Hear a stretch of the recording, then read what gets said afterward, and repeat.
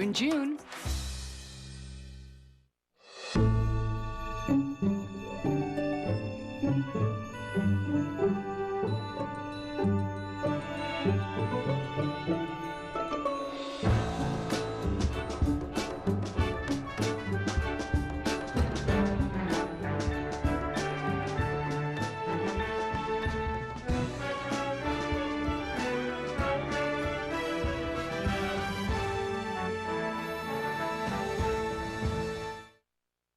Hi, I'm Robert Osborne, back with my special guest, a good friend of TCM's and a good friend of mine, I'm happy to say.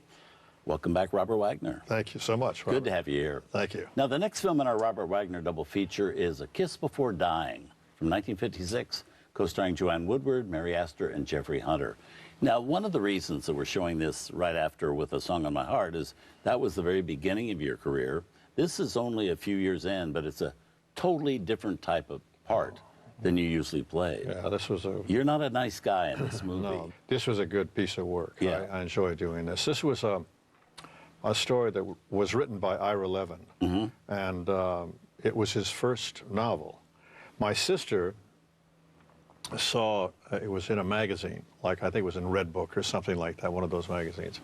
And she said, you know, RJ, I read this thing. She said, this excerpt from this book. And she said, I think this could be an interesting role for you. And I read it and I thought it was great, and I went to the studio and I talked to Robert Jacks, who had also, he knew about it, and they bought it. And Robert Jacks produced it. Gert Oswald directed it. Jeff is in it, you know. Hunter. Yeah, we'd done quite a few movies together. It was one of Joanne Woodward's first movies. I think it was maybe even her second picture. And Mary Astor. And Mary Astor. The great Mary Astor. I played my mother. Yeah. I was so excited about that, Robert. So you weren't ever hesitant about playing a really dark character that people would not buy that from you? No, and also I thought he, you know, you always look for the justification in a character like that. And I love playing that character. I mean, he was really a ruthless. It was very ahead of its time, you know. Yeah. It's a picture that made quite a statement at that time, because pregnancy was, that was all before the pill, you know, right, and all before all of the sexual educations and all of that took place, you know. So this is a big moment. Yeah. I want to talk to you a little bit about this new book that you have out. Oh, yes. You must remember this, Life and Style in Hollywood's Golden Age, which you wrote with Scott Iman. You talk about how Hollywood doesn't exist anymore, the Hollywood that you belong to, and it was there when you made these movies.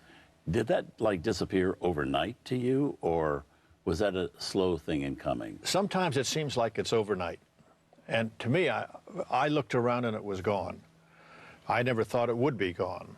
And I just looked around one day and the restaurants were gone and the studios had disappeared. And you never really left, except for that short time you lived in Europe. Yeah, you always lived in Hollywood, or always had a home there? Yeah, I was brought up there, and it was just, everything changes, right?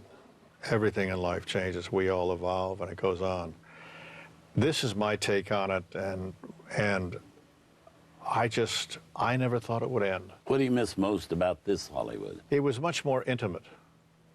Do you know, people knew each other.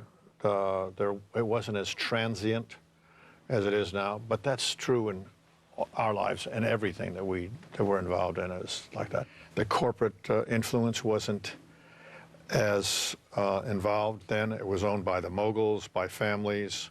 It was a family industry. And now, since then, it has changed. Big businesses come into it, and there's some marvelous actors today, marvelous directors, and they're making some very, very fascinating films now today. But it's quite different. But you've been able to keep step with the times. So I always think that's great about you, too. Well, you know, trying to. I'm just, I'm fascinated by it. You know, I never thought I'd be working in front of a camera that didn't have film in it. Well, let's see a movie from the old days of 1956. Oh, yes. Okay. Yes. Let's have a look here. Based on a novel written by Ira Levin, produced by Robert L. Jacks. From 1956, A Kiss Before Dying.